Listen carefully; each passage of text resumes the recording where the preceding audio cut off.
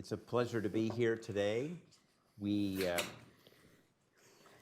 an excellent panel. You will see their bios in the materials you were given, so I will not be mentioning again their great accomplishments, although I want to underline the fact that Carolyn's prize-winning book is called Fire and Rain. In the biography you received, it has an old title that was not as good as the current title, which is the prize-winning title. I've asked each of the panelists to start with a few minutes of reflections on some of the key themes that they would like to develop over the course of our conversation. And I will begin with Ambassador Lord. Thank you, Tim. I think the best way to survey the Kissinger-Nixon years is for everybody to read my book, Kissinger and Kissinger. K.T. McFarlane became Deputy National Security Advisor under Trump, and I interviewed Henry, and we drilled down in depth precisely on the three issues we're focusing on today: China, Soviet Union, and Vietnam, as well as the Middle East, which you heard about in the previous panel. So if everybody buys the book, you will double my sales, I think, everybody in this room. And perhaps if we had a different title, I would have sold more. Tom Brokaw saw the press release on the book. He was very excited because he read it on his iPhone, and it was somewhat truncated. He couldn't get the whole thing. But he was very excited when he saw I was coming out with a book which was entitled Kissinger on Kissing. Now, perhaps if we'd used that, we'd have more sales. But let's get to the subject. I think I will now kiss the Kissinger years, if you will, although I had some disagreements, of course. I think to fully appreciate the record, say from 69 to 77, you have to recall the landscape that Nixon and Kissinger inherited. There was a war been going on for 5 years, 500,000 American troops and 25,000 more on the way, several hundred American soldiers being killed every day, demonstrations about this and other issues in the US, riots over racial issues and other problems, 3 assassinations, a president who had resigned, overseas, no contact with 1/5 of the world's people, a troubled, tense relationship with a nuclear superpower which had just invaded Czechoslovakia, and in the Middle East, losing influence to the Soviets in the use of arms for influence in the region. And a world thinking that we were bogged down in our diplomacy because of the Vietnam quagmire and a demoralized American public. So that's what they inherited. Very briefly, we'll get into all these subjects in greater depth. Kissinger, and I keep mentioning Nixon because it's a combination, focused on the 3 communist powers in the beginning, China, Soviet Union, and Vietnam, as we're talking about now. And the key was the opening of China, and I would argue that the secret trip in '71 to China, announcing Nixon's subsequent visit, was a hinge point for everything that happened afterwards. But again, doing this rather breathlessly, our objectives in opening then were to talk to 1/5 of the world's people, to have greater stability in Asia, to not have the Soviet Union be the only spokesperson for the communist world, to nudge Moscow toward better relations, to get help on ending the Vietnam War, to lift the morale of the American people, which are clearly going to be disillusioned by whatever outcome in Vietnam, which is bound not to be World War II, Fifth Avenue parades, but an ambiguous outcome, and to show the world that we could still act dramatically on the world stage. We achieved all those objectives. We'll get into detail. The Chinese achieved their 2 main objectives, balancing against the polar bear, the Soviet threatening to the north, and they just had border clashes in the summer of '69, and breaking out of their diplomatic isolation. They had only 1 ambassador abroad. They achieved their objectives, and the 2 sides agreed to kick the Taiwan issue down the road for later resolution. Chairman Mao, in the meeting I was at secretly, told Nixon this can wait 100 years. And so we, by having a unique communique, which each side stated its differences, the few areas of agreement, including anti-hegemony against Moscow, stood out as being more credible, and we were not unnerving our allies or confusing our public. With the Soviet Union, we pursued a policy of détente. In Immanuel Kant's phrasing, essentially, you have to defend freedom, but you have to also deal with your adversaries, because if you're not surviving, neither are your ideals. So a combination of sticks and carrots, firmness, pushing back, and the greatest definition recently of détente, I would recommend Neil Ferguson in your next panel. He may be on Zoom right now, does a brilliant job of explaining it. I know because I spent countless hours trying to help define it while we were there. But as a result of the China opening, right after July 71 trip was announced, the Russians who've been holding out on a summit didn't want it, who had caused trouble in a submarine base in Cuba, which we got rid of, and in the Middle East and Europe, immediately agreed to a summit. The ambassador flew out to San Clemente and proposed it after they had been dragging their feet. We made immediate progress on Berlin negotiations and on arms control and had a successful summit. And then thirdly, Vietnam, of course, was a much murkier outcome. We'll get into that. The basic strategy here was to reject the two extremes of all-out assault on North Vietnam and immediate withdrawal, which nobody was proposing at the time, and which would have been impossible without overthrowing the Saigon government, a position that Hanoi held to until the fall of '72. And thus the strategy was turning the conflict as best we could over to the Vietnamese themselves, and within 9 months, half of the 500,000 troops were withdrawn by aiding and training them, and in the meantime, negotiating secretly to try to reach an honorable settlement. I would argue it gave South Vietnam a decent opportunity, not a cynical, decent interval. We'll get back into that.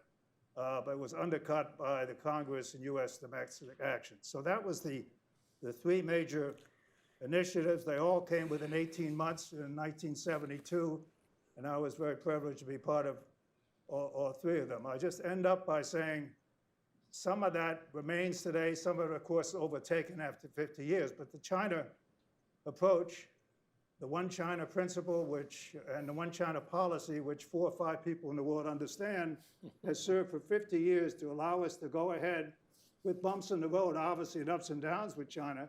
Meanwhile, Taiwan, thanks primarily to its own efforts and our security umbrella, has flourished as an economic power and as a democracy, and has maintained its own autonomy.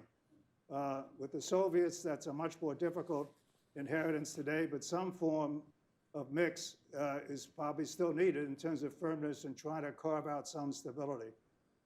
So I think there's been lasting effects, but if you look at the record, in 69 to 71 to 77, I think it holds up well. There was some slowing down of momentum, obviously, after Watergate, congressional reaction to executive overreach.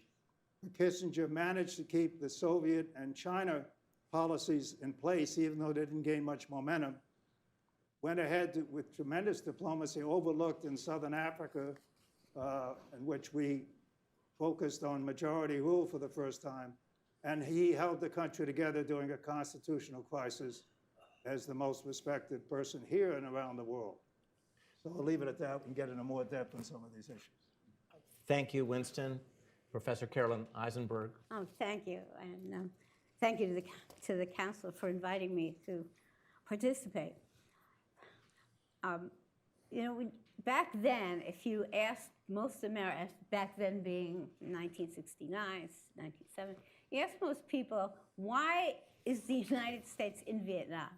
And why we have soldiers there dying every day? What explains this? And probably, you know, most people would say, well, we had to do it because of the Russians, or we have to do it because of the Chinese. And if you pushed it a little bit further, what about them? Well, so then there was the stupid answer of, because they'll be in San Francisco if we don't stop them. And then there was the more sophisticated answer, which was American credibility, that we have to show them that we're strong, otherwise they are going to take advantage of us. So that was really for folks that supported the war, mostly it was because of the fear of the communist superpowers that was involved. And so by 1971, 72, there are these dramatic breakthroughs, which Winston has just talked about in terms of relations with the Soviets and with the Chinese. And for a lot of people at the time, seemed very difficult to understand, like, why are our boys over there dying? And now here's Nixon, having toasts in Beijing and apparently later having a final time in Moscow. How do we explain these things coming together? It's really a paradox. And Nixon himself was very aware that this might seem a little odd to many people. But, as a historian, I was wondering about that too. I wanted to know how things fit together. And I remember when that was really one of my major questions when I started my book project about 100 years ago. And I remember having this conversation with Joan Hoff-Wilson, a presidential historian. She said, don't do it because there's going to be no records. You're never going to see what's going on there. Well, that wasn't true. And because those records became available, the transcripts of negotiations, memos back and forth, and not only the US side, but unexpectedly the Russian side, that those documents became available and translated. And so you could also see what Dobrynin was saying, or to the people back in Moscow and so forth. So it really became possible to know more. But when I finally looked at these documents, and thousands of them, and also about the war itself, I was very surprised at what I found, really. So I want to just say, well, one thing is that I think it's a fair point that both Nixon and Kissinger came into their positions thinking that they wanted to improve relations with the Russians and the Chinese. So that was the goal. They wanted things to be more stable. They thought that the opening to China would be a good idea. So these were things they began with. But as you move right along in their administration, I want to just touch in very briefly on the actual circumstances under which these things happen. Right? And I would argue, and I think we have a disagreement, that their Vietnam policy was a disaster. That essentially, yes, it was true that they were taking troops out over time. That was, by the way, over Kissinger's dead body. He didn't want to do that. And Laird prevailed on the president because for political reasons. But they were getting absolutely nowhere in their policy. And then in 1971, in early 71, they have a complete disaster when in Lam Son 719, which is something a lot of people somehow got lost in the shuffle, but it was very big. This was a huge fiasco. And this was an operation that was planned in which large numbers of South Vietnamese troops were supposed to go into Laos, stay there for 2 months. And the reasoning for that was because that would make it impossible for North Vietnam to send troops down into the south. He would be basically blocking it. And the goal there was to prevent another offensive either in 71 or 72 at a time when Richard Nixon would be up for re-election. So this was the plan. At this point, the American troops were not going to be on the ground, but American air power would be. And so it was also seen not just as a practical thing, but as a real test of how well South Vietnamese could carry on if they didn't have US ground troops. And it's a total failure. Although for a while it's difficult for Nixon and Kissinger to even know that it's a total failure. The reporters are saying one thing, they never listen to them. They're listening to the military. There's a lot of lying, which is habitual through the whole time, of people making up things. But in the end, it's an obvious disgrace because these South Vietnamese troops come fleeing out of Laos. Right, there are those pictures. Some of you who are older may remember those pictures of South Vietnamese troops, clinging to these American helicopters.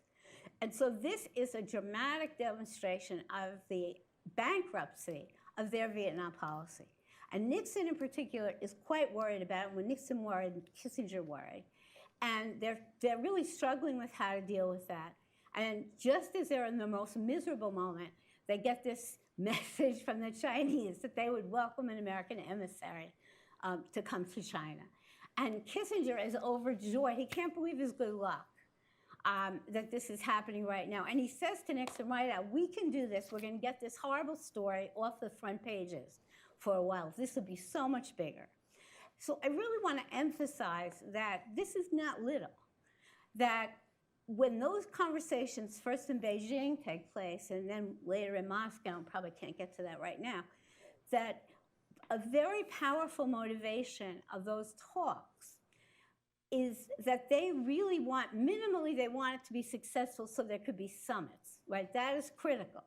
And the Russians certainly understand this as well when Kissinger is engaging in negotiations with them. They want two things. They want a summit with both in 1972, because that's when Nixon would be up for re-election, and they want to show that Nixon is a peacemaker. In fact, he says, call me a man of peace, most ridiculous thing in the world, but that's what they're trying to present. So they want a summit, and then in their ongoing interactions with China and with Russia, they are continually pressing them for help with the North Vietnamese. And initially, they're a little slow pressing it, because when Kissinger's on his first trip and meeting the Chinese for the first time, he can't just be as open as he will become.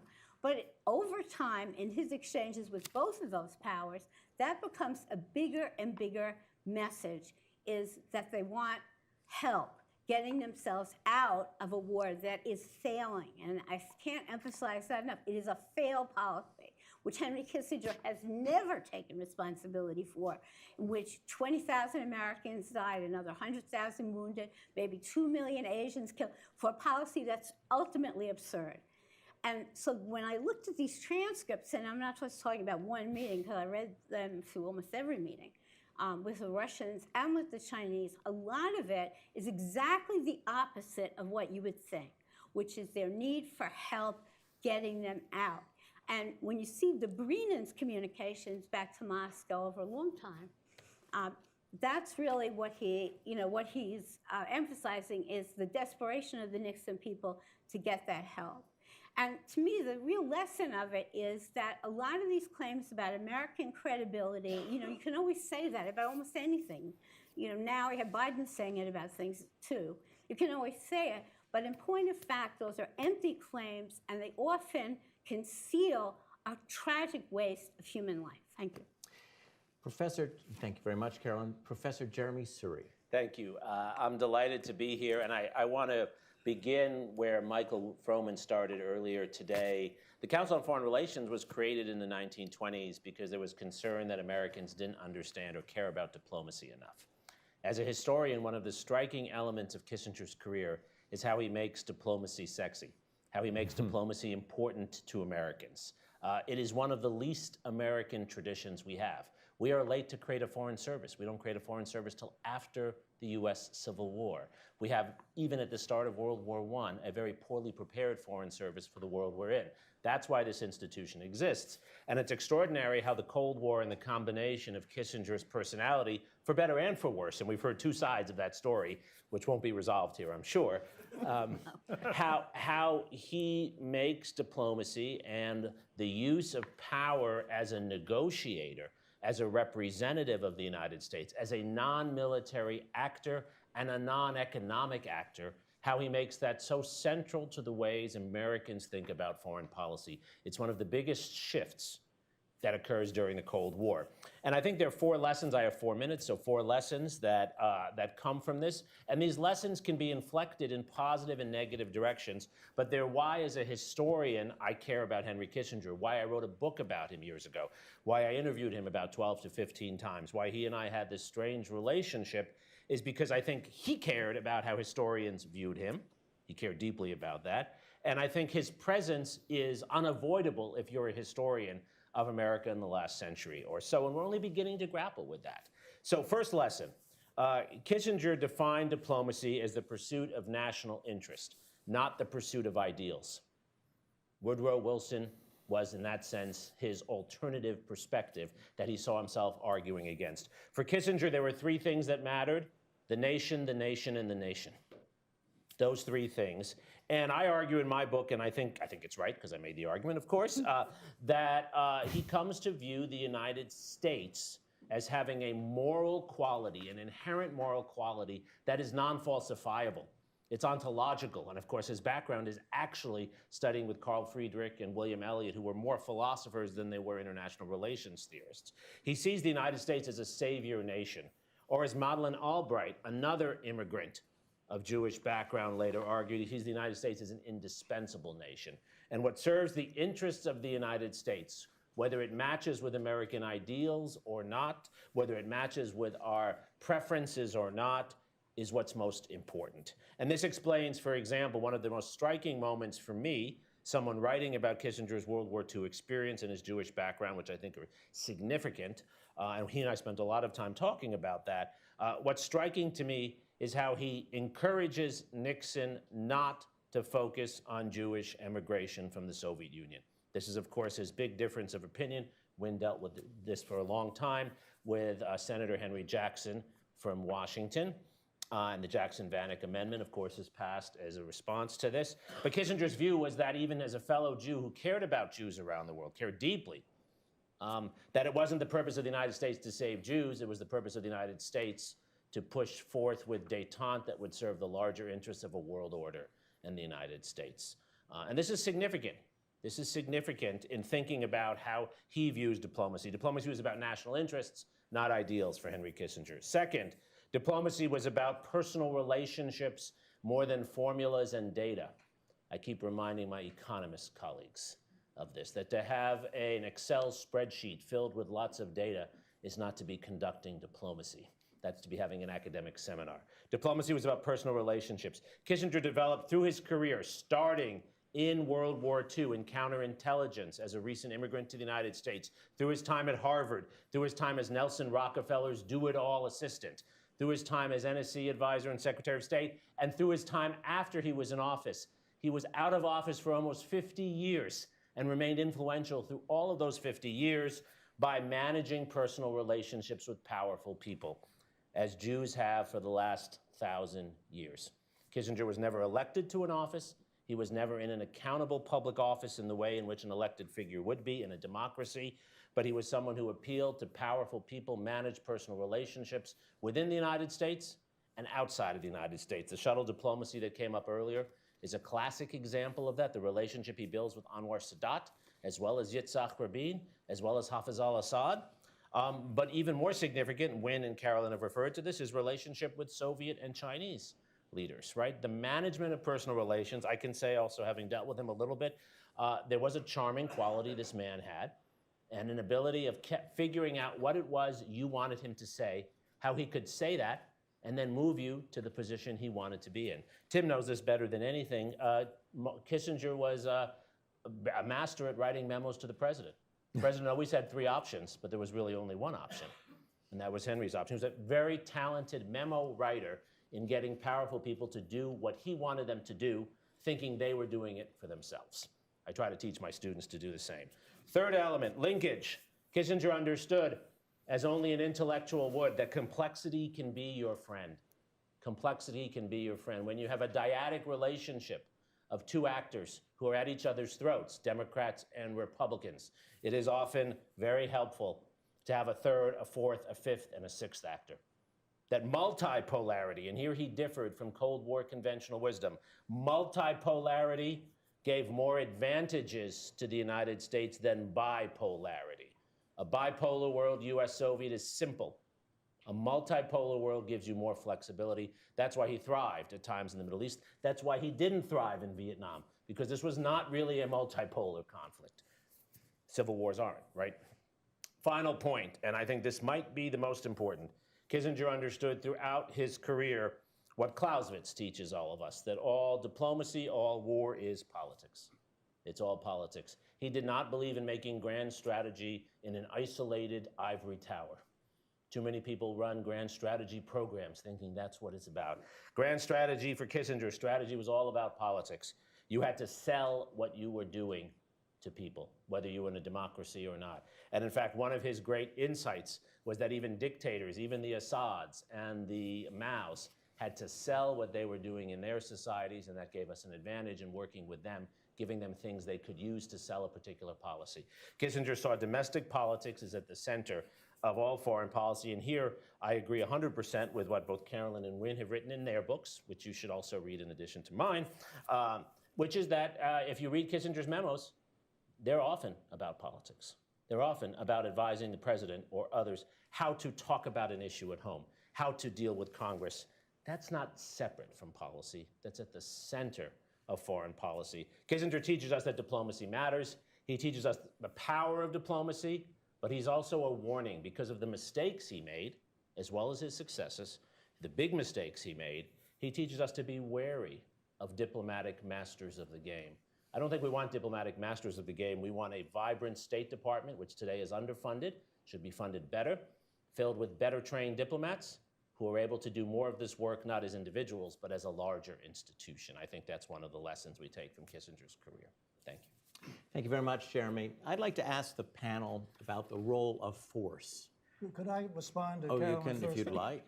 Sure. A respectful debate here, because before we lose sight of it, is that okay? Go ahead. But first, I agree with almost everything you said about Henry, including with the president always wanted options. We usually said one option is unconditional surrender, another option is nuclear war, and the third option is continue present policy. That was basically our approach. Very helpful, Wick. But one correction I will make on Jews coming out of the Soviet Union. Henry obviously cared deeply about them. Yes. He felt it was more effective to do it privately than legislation in Moscow's face.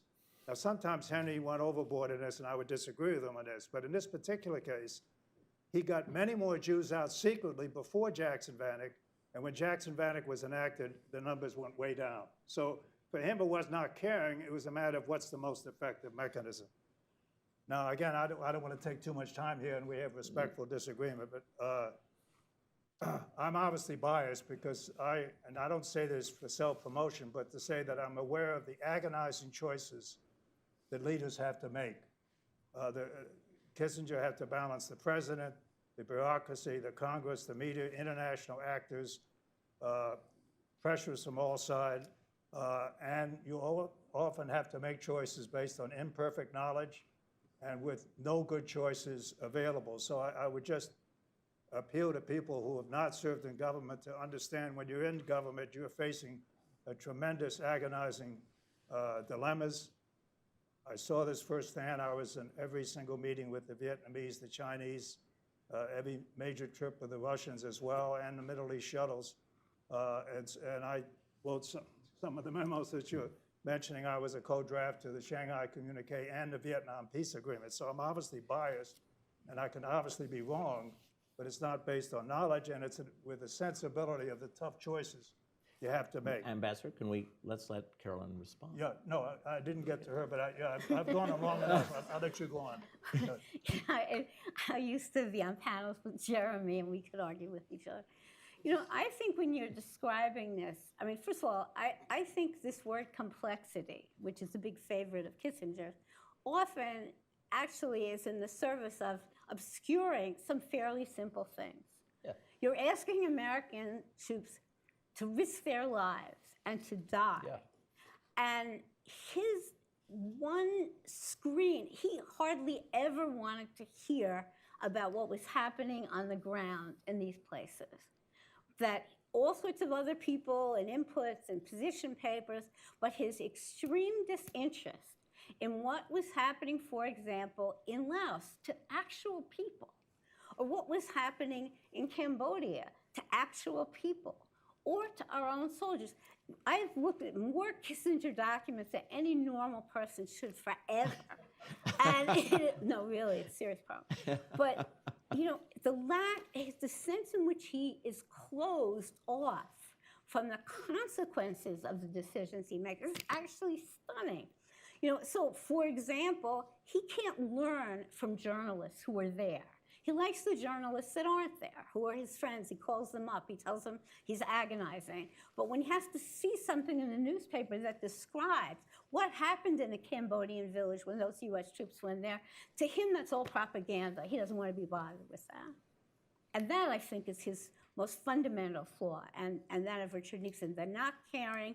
the insensitivity to the suffering that their policies caused. I'll come back later. Well, Others, Sure we- but to I'd say like that to- Henry did not care, it's just an outrage. Well, I was with him every day, and I know what he cared about. But go ahead. let's talk about the dilemmas of presiding over a controversial subject. Let's talk about the dilemmas of establishing a structure of peace. Let's take the concept that President Nixon talked a lot about, even more than Henry Kissinger, while using force, because this is one of the dilemmas, and I think one of the insights that one gets from studying the record that you helped create, Ambassador Lord, is the number of times that Henry Kissinger was the one pushing Richard Nixon to use force, which seemed surprising to have that come from a student of history and someone who is committed to diplomacy. Yeah. And so I wondered how the three of you tried to figure out, whether through a taxonomy, through narrative, or through experience, how Secretary Kissinger thought about force and the need to use it.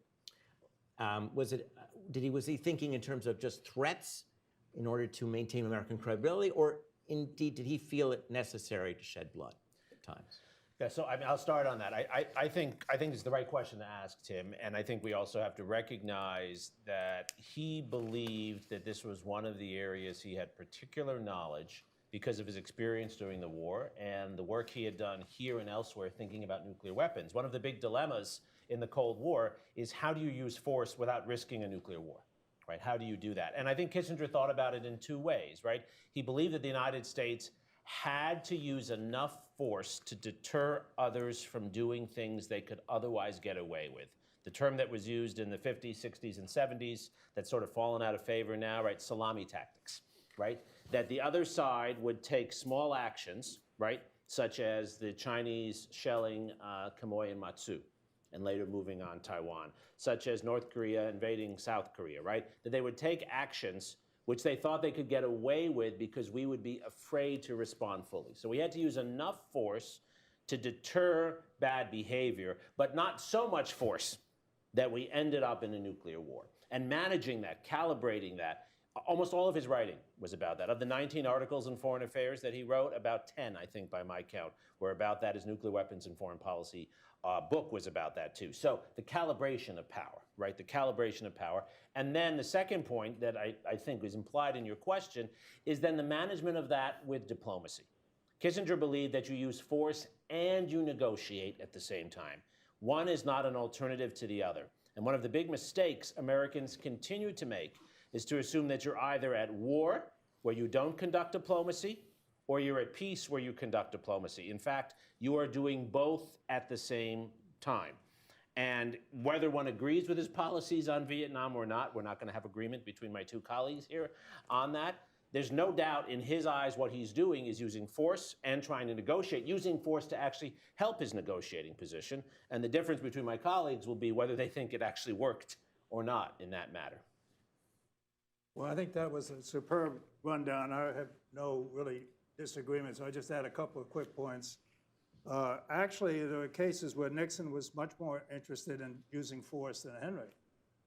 He pushed for bombing North Vietnam, and Henry actually restrained him at the time. Now, Except in 1972. well, that's what I'm about to get to. Until we got to 72, when there was a mass invasion by the North Vietnamese, and then they both agreed to respond to that and to make sure that Vietnamization could succeed, if possible, with our help. And in fact, the combination of the blunting the North Vietnamese offensive and then the North Vietnamese finally agreeing to our peace structure in October '72, there's a word about Nixon getting reelected, did bring about the settlement. But I basically would echo what he said about the calibration between power and diplomacy. If I could come back and sort of refocus us a little bit, exactly on the Vietnam situation and what happened. I mean, first of all, I think it's very important to remember that within the administration, within the Nixon administration, that it was Kissinger who most of the time was the person that was advocating the use of force. I mean, that there are moments when that's not true. There are moments when Richard Nixon, really, liked to just obliterate everybody. But in general, that's true. And one of the things that means concretely, it's hard to explain everything in 4 minutes, is that that one of the policies of the Nixon administration that characterized the whole four years was the removal of American troops. Right? That was something that was pushed by Melvin Laird, that if for Nixon to continue even pursuing the war, he had to keep taking troops out. And so in actuality, by the time that you're in November of 1972, where there's maybe, 20,000 troops there, most of them not combat troops, that was the policy that Kissinger opposed from the outset. And I think there are a number of reasons why that was true, but maybe the most important is really from almost the beginning, Kissinger had a very dim view of the South Vietnamese. And when, somewhere in 1971, he says to Nixon, let's face it, Thieu is a dope. And so that's one sentence in a moment of irritation, but that attitude towards South Vietnam was present really from the outset, both of the fighting ability of Arvin and also of the political leadership in Saigon. And why I think that's significant is that there's a certain sense in which he never believed in Vietnamization. And he didn't so clearly even believe that the government of South Vietnam could survive. And I think what's very striking about that is that given that pessimism about what was the likely result of all of this destruction and fighting and suffering, that it was likely that it wasn't going to work. And that ought to be something that would partly shape your decision if you think it's likely not going to work. So I think, and this again goes back to the casualness with which he advocated for it. I mean, it's really striking when you look at the record in the administration on Cambodia and the invasion of Cambodia, which he was an advocate for. It was not true of Secretary Rogers or Laird, but he was a big fan of that. But I look at that record and would be very hard-pressed to find anything in that record that shows any concern about what happens in a Cambodian village when U.S. troops come in there. And again, to the extent that there are American reporters who are describing what's happening there, he thinks they're enemies. There's nothing to learn from them. He doesn't want to hear about that. So, I think that whole attitude is what's striking. And then again, the other flip of it is the extent to which in seeking, almost beseeching at times, the Russians and the Chinese for help with this mess, that it actually belies the rationalization that we were doing all this for American credibility. We were doing all this to avoid a worse outcome. In terms of great power politics. I don't think it's true. I gotta have to answer this. I'm sorry. It's okay. I don't even know where to begin and how to Well, compress myself. Well, the beauty of this is that many of these debates are in your work. But Right. if you want to make a few points, Winston, I let's do do it. I just can't let this sort of lay on the table here. I mean, Okay. look, Well, the beauty. First of all, the point being that we didn't think they could survive. We were not naive about Hanoi's intentions, but we felt for 4 reasons that the peace agreement that we reached had a chance for a decent opportunity for the South Vietnamese to, and it could not have been achieved any earlier. From the very beginning of the administration, it wasn't just a matter of whether we could just withdraw. They insisted we overthrow the Saigon government at the same time. And it's only in October '72 when they agreed to a settlement, which we outlined as early as the spring of 1970. But we felt that the combination of low-level violations of a ceasefire, which were to be policed by international supervision and infiltration not allowed, could be handled by the South Vietnamese with economic and military assistance. That if a major invasion, we could respond with air power. that with aid being extended to North Vietnam and other countries, this would encourage them to at least wait out and see whether they could wait for the long term rather than overthrowing the agreement, and to get the Chinese and Russians to help police the agreement. We thought these four things would work. We were not naive. They didn't work. We made some miscalculations, so you could say they were bad judgments, but not cynicism. And then finally, on the Cambodia and Laos business, I mean, take Cambodia. North Vietnamese troops were occupying Cambodia for 4 years. And to say we spread the war when they were there for 4 years violating sovereignty. Nixon wanted to bomb the North. Kissinger said, let's bomb along the trails instead. And the fact is that you talk about agonizing choices. If you have the North Vietnamese coming into South Vietnam, killing 400 American soldiers a week, and South Vietnamese, and they're retreating back into safe havens. They were in unpopulated areas, very few Cambodians.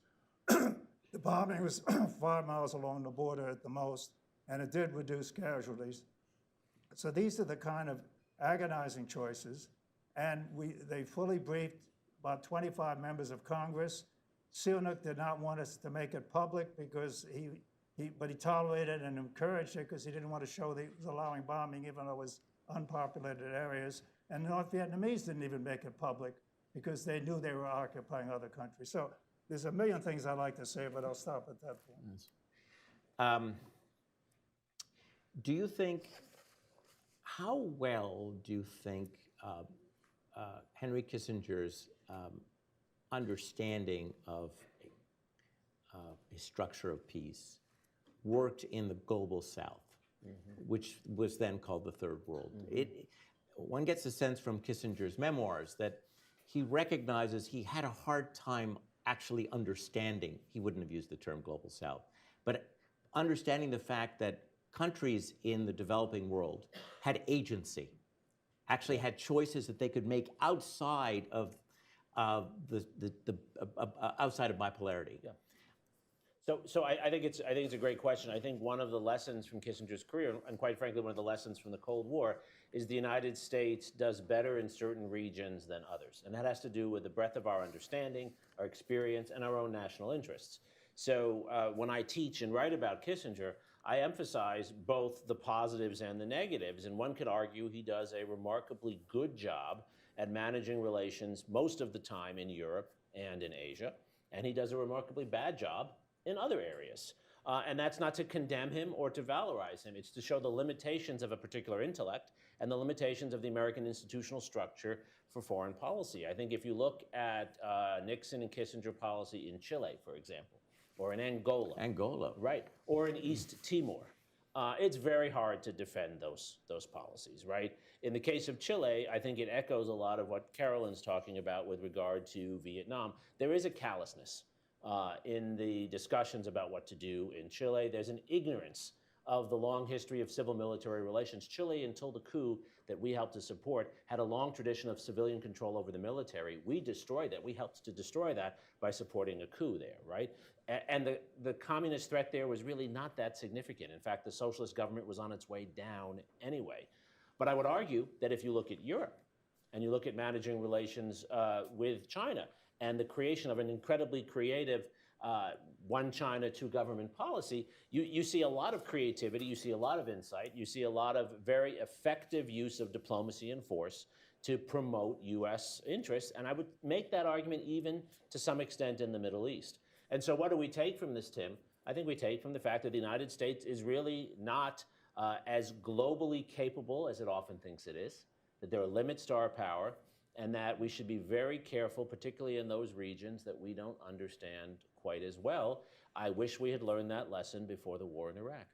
Thank you, Jeremy. And at this time, I would like to invite members and guests in New York and on Zoom to join our conversation. I believe we have 150 people on Zoom watching today's panel.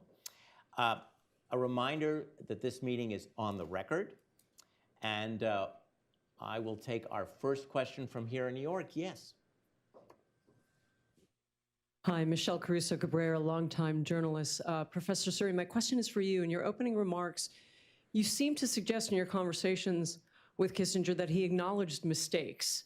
Did I misunderstand you? Did he acknowledge mistakes? And if yes, what were they? So I think he did. Generally, they were mistakes in the ways he felt he had explained his policies.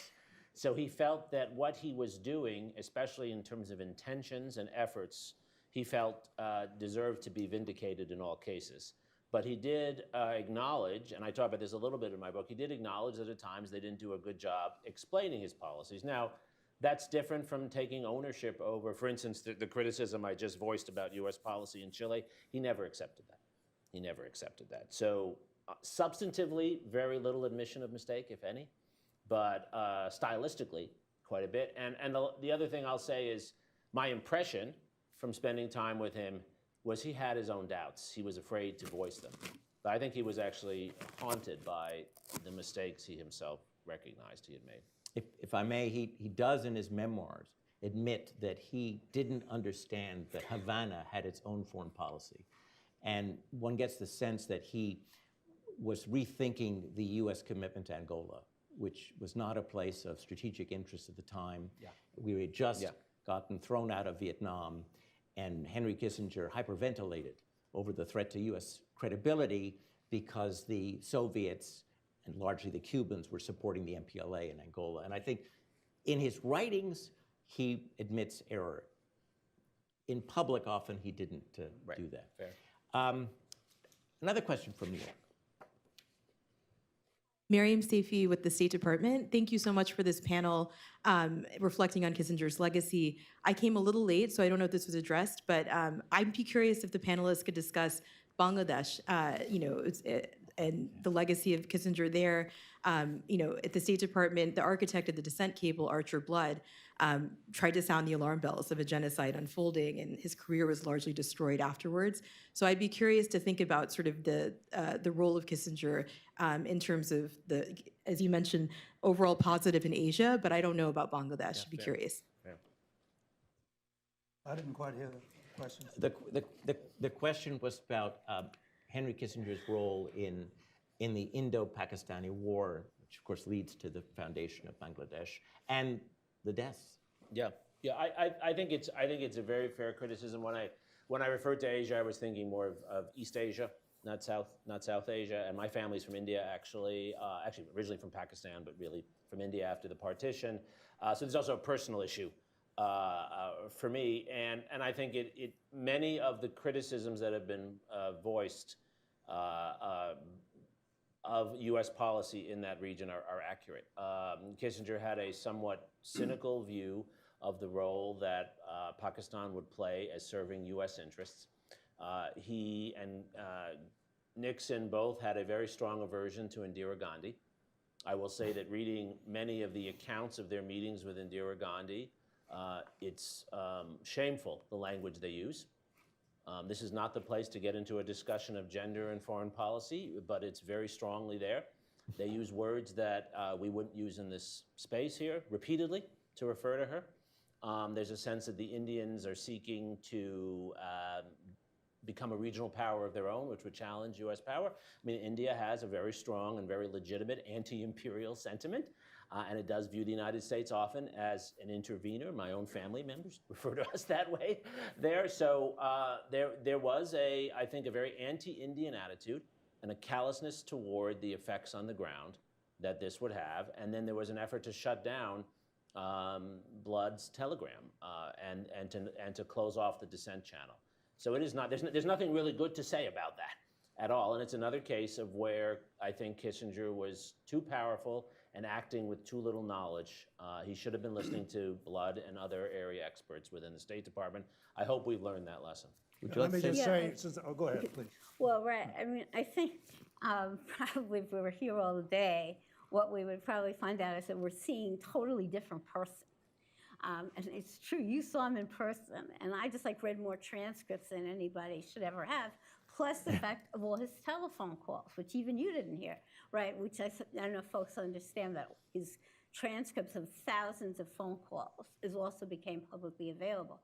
And I'm making this sort of general point that although he himself liked to project as this brilliant person with complex ideas about everything and supreme rationalist, he's very emotional.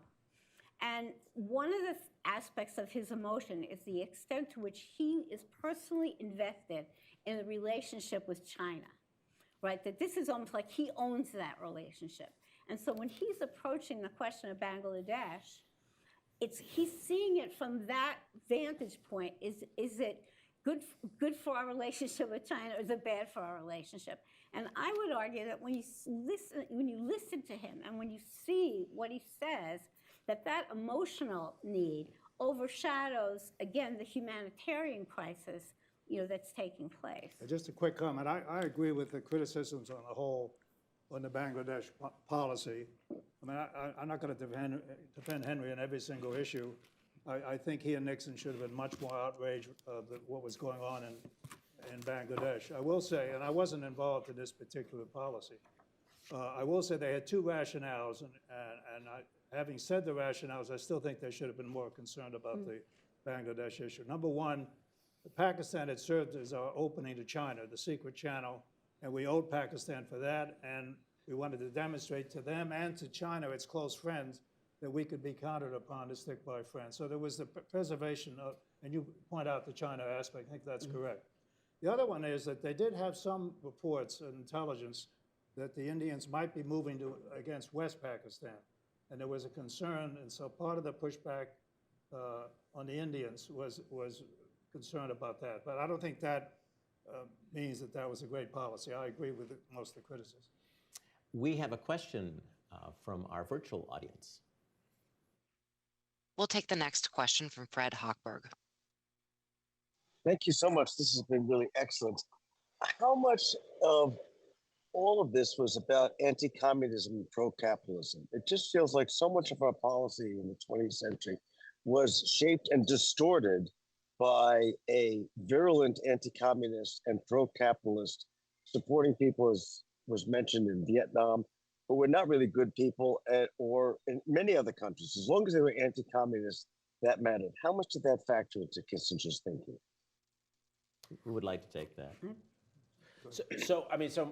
Fred, my argument is that that's actually at the center of Kissinger's thinking, and it actually situates him in time, right? What do we do as historians, right? We look at how people reflect the time they're in. As someone who grew up in the shadow of fascism, Kissinger, along with Zbigniew Brzezinski, Karl Friedrich, Hannah Arendt, and others, believed that communism was a form of red fascism, that it was another form of totalitarianism, and it had to be resisted and contained at all costs. Now, that raises the question, how then do you pursue détente and openings with two communist countries, the Soviet Union and China? Kissinger's view was that opening relations with them was another form of containment. It was not actually giving up on what was an anti-communist perspective. And I think in retrospect, at least what I try to get across to young students today and future diplomats, is that anti-communism served a purpose, but it also became an obsession. It became an extreme black and white view of the world that often led the United States, particularly in regions outside of the center of Cold War conflict, to misunderstand conflicts. I don't think there's a historian now who wouldn't say that the war in Vietnam was really not about communism versus capitalism, but that's how we saw it. And seeing it that way led us to make many of the mistakes that I think Carolyn's talking about. Can I come in on this? Sure, of course. I want to agree with that generalization of being anti-communist, except for two exceptions. That is Russia and China. Yeah. And in both of those relationships, and again, I said at the outset, and I brought all these quotes that there's no time to read, but when it's partly what absolutely startled me when I started to read the record. And I'm including in that not just the conversations, but then what gets said back to Nixon.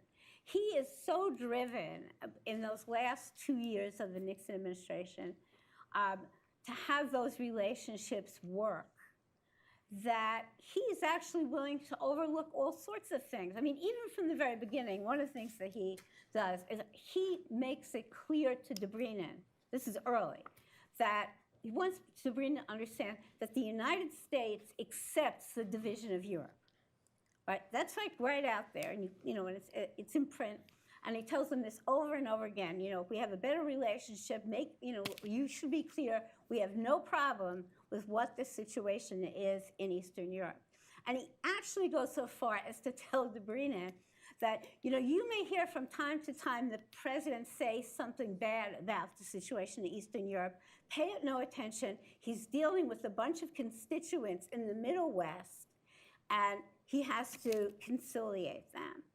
But over and over again, and you see it with the Chinese, he's enamored of China.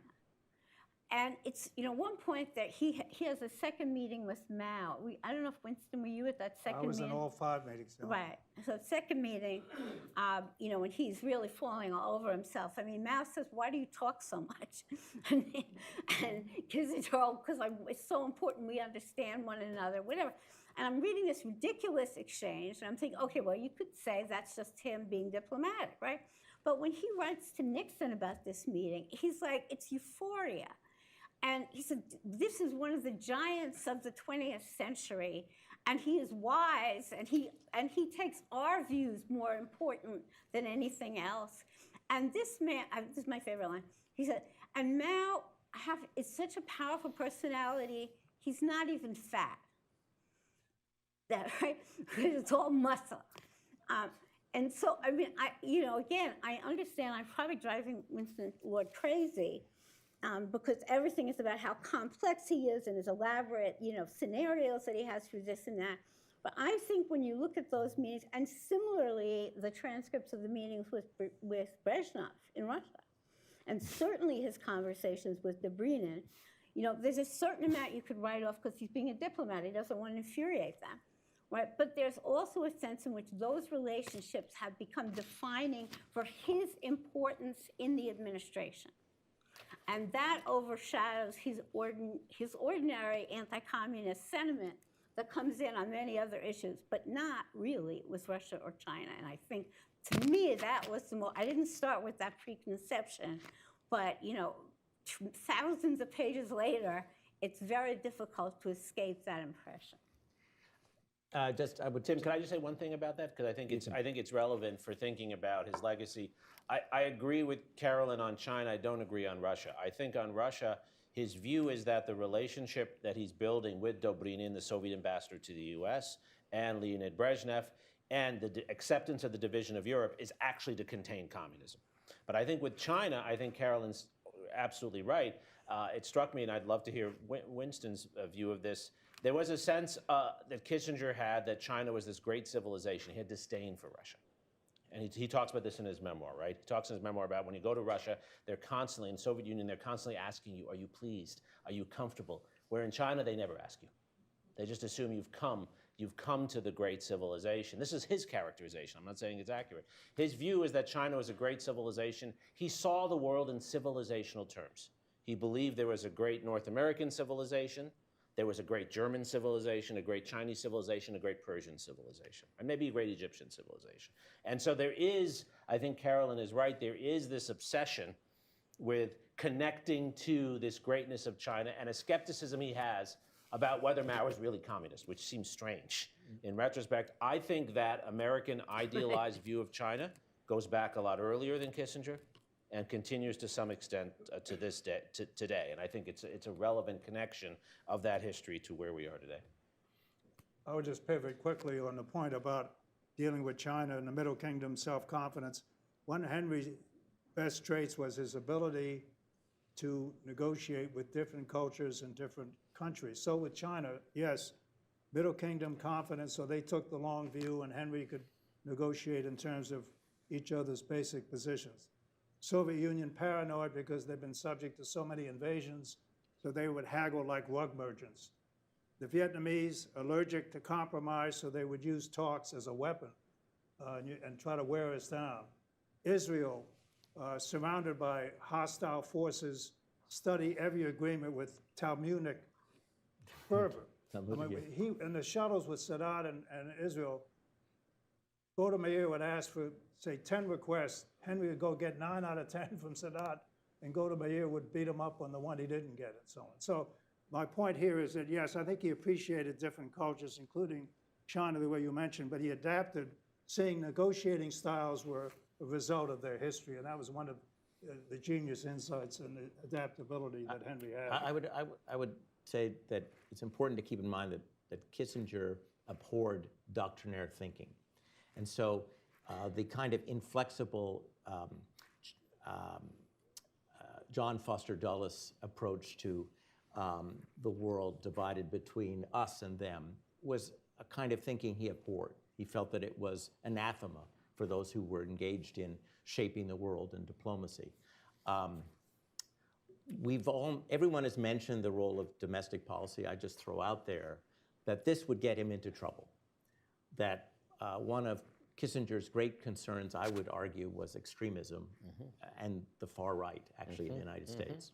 And it is the fact that he was not a doctrinaire anti-communist, in fact, willing to meet with adversaries, which would undermine some of his political capital, of which he had a lot, and then would have very little for a while, and would feed the rise of Reaganism, which he saw as a repudiation of the structure of peace that he and Nixon were trying to build.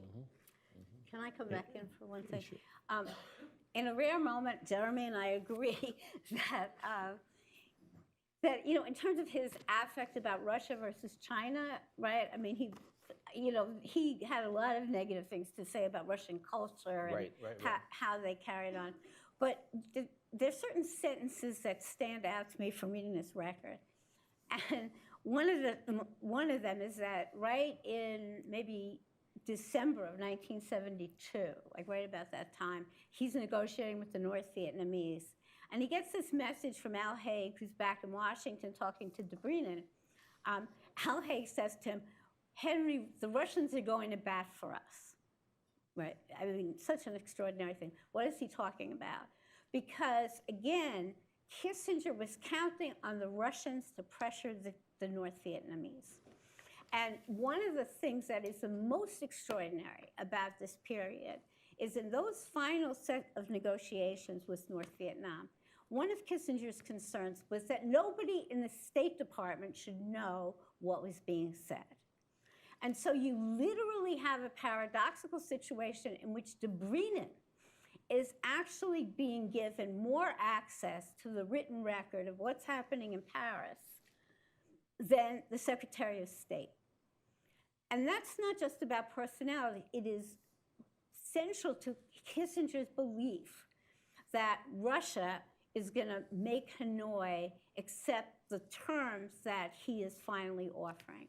And again, I think what is startling about that is that for the millions of Americans who have always seen Vietnam as important because Russia is a danger, this is an absolute reversal of what those priorities are. Well, one quick point on this. Sure. Actually, Nixon put more stake in Russia helping us in Vietnam than Henry did. They both wanted both countries to help. But I personally drafted a cable where Henry was trying to get an arms control agreement in Moscow. Nixon said, no, let's slow it down. We got to get more help on Vietnam. And Henry said, this is as much as they're going to do. So it wasn't Henry over-ego on Russia. It was more Nixon. That was, after all, his secret plan to end the war from the very beginning. So there was a limit to linkage. That's right. Is there another question from the floor here? Yes, sir, in New York.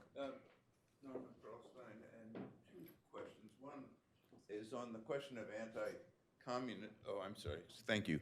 On the question of anti-communism, I've never been clear whether Nixon was leading Kissinger or Kissinger was leading Nixon. But when Nixon came in, he certainly was elected as an anti-communist, and everything I can recall was the whole idea of domino theory was just a mantra. And I didn't know whether the ability to settle was because Kissinger was pulling Nixon away from that or not. And then the second question, somewhat related to that, is with China. I found it interesting that Kissinger was questioning whether Mao was actually a communist or not, because it's worth remembering that the last trip he made in his life was to China to meet with Xi. Right. And he was arguing there that Xi was not a communist trying to go back to Mao, but rather just reflecting Chinese Confucianism. And I just wonder if that's something that's worth recognizing. Thank you. Well, Kissinger and Nixon were very similar in their strategic outlook. I don't think there's much daylight between them on almost any of the issues we're talking about. One slight difference is that I think Nixon put more weight on Moscow helping on Vietnam than Henry, although Henry would have welcomed it. So I think on the general feeling of strategy, I think they were in close agreement. They were concerned about stability. And I think what I would like to really emphasize here is that it's very easy to go over transcripts, pick out anecdotes. By the way, you've read the transcripts. I wrote most of them. But to pick out anecdotes and individual comments in different situations and attack and nitpick as opposed to the overall record, which I tried to set out at the very beginning. So I think it's very difficult to deal with pinpricks and when you lose sight of the overall situation which existed at the end of the Nixon-Kissinger era as opposed to the beginning. So can I answer the? We have time to quick answers. We have a minute. Go ahead, because so- I want to get some more questions. Oh, I'm in. sorry. So I do think there was one big difference between Nixon and Kissinger. I think Nixon thought in terms of large labels, large strategic visions. Kissinger was an operational guy too, and that's part of what Carolyn and Winston are getting at. In terms of China, I think even though Kissinger acknowledged, of course, he knew the history of the Great Leap Forward and things of that, he believed that both Mao, Xi Jinping, and most of the leaders in between were great Chinese leaders before they were communists. He never said that about Soviet leaders. I would say that the opening in China was Nixon's idea, and it actually came from de Gaulle. If anything, think of Nixon as a Gaullist, if you want to understand how Nixon looked at the world. They both, Nixon emphasized China being part of the international system for stability, as he wrote in Foreign Affairs. I was going to say, but Kissinger saw the balance of power aspect. He talked to East Europeans when he was out of office, and it said that Moscow was stared stiff if we opened with China. So they each came in with slightly different emphasis, but you can't give either one total credit for the opening. I would give more to Nixon. Yes, we have another question from outside in the virtual world. We'll take the next question from Peter Galbraith. First, I want to thank you for an absolutely terrific panel and a great discussion. Second, I want to say I sympathize with what Winston Lord says about those of us who are in government. You're faced with the real choices. And I've spent part of my career in government dealing with some of the issues that I think underscore Professor Eisenberg's comment about the casual indifference of Kissinger to the consequences. East Timor, the Kurds, Cambodia, and actually also East Pakistan. But my question is a big one. We are now discussing the sale of F-16 aircraft to the very same communist regime in Vietnam that we fought. And the question is, was there anything worthwhile from the American war in Vietnam, a war that Nixon and Kissinger prolonged for 4 years at such a high cost? Was there anything that was useful for all that sacrifice? I can be brief. Go ahead. None.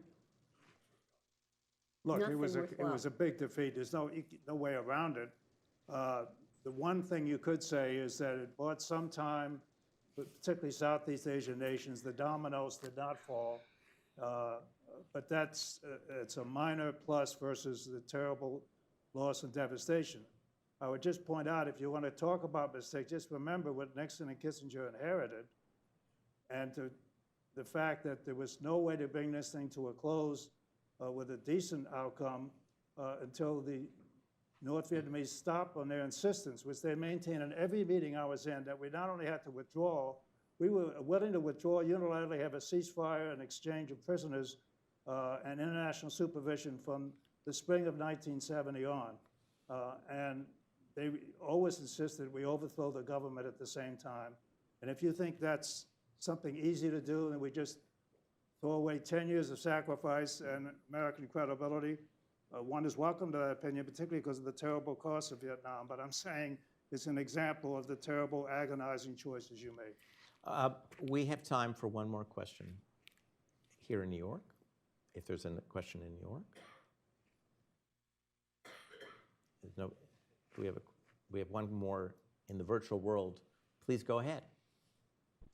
We'll take the last question from Shaheen Barenji.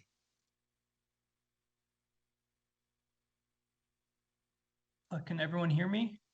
Indeed. Oh, okay, great. Great panel. I really enjoyed hearing everyone speak. With reference to U.S. policy towards the Middle East at this time, there seems to be quite a paradox.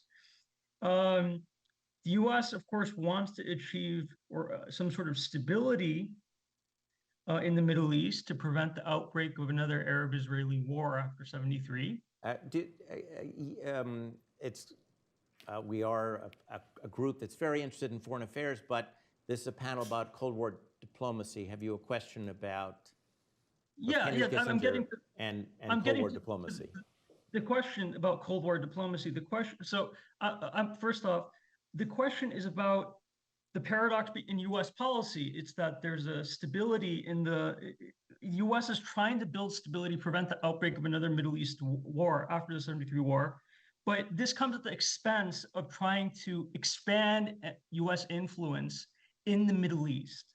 And Kissinger, at the same time that we celebrate step-by-step diplomacy as a major success, does it come at a sacrifice of a more comprehensive agreement on the Arab-Israeli conflict? Because Kissinger's shuttle diplomacy Sir, this panel, the previous panel was on the Middle East. Not this panel wasn't We're talking about Kissinger's legacy, though, right? Tim, let me give a quick answer to that. Go ahead. Yeah, so I think it's a good question, Shaheen, right? And I think Kissinger consistently opposed what he thought was what people called a comprehensive peace, because he thought that would make it impossible for the United States to maneuver between the different actors. He opposed a comprehensive peace at the end of his life, too. What he did, what he thought he was doing, and I think he did with some success, was to exclude the Soviet Union as a major actor from the Middle East and increase American influence through, we talked about this some on the earlier panel, through Iran, Israel, Saudi Arabia, and Egypt. And I think that had negative effects, particularly in isolating the Palestinians. And in some respects, it brought the United States front and center as an enemy of actors who felt excluded. But that's what we know now. That's not how it was seen at the time. The big success, as it was seen at the time in the 70s, was that it was excluding the Soviet Union and building a new source of order around key actors in the region. And also Israel-Egypt relations, which have lasted until this day. Right. Thank you both. I want to thank all of you for joining this session, and I want to thank, in particular, Carolyn, Winston, and Jeremi. I'm Tim Naftali, your moderator, and this has been a remarkable and spirited conversation. Please note that the video and transcript of this symposium will be posted on the Council on Foreign Relations website. And please join us for session 3, which will begin in 15 minutes, Emerging Technologies from the Nuclear Age to AI. Thank you all again.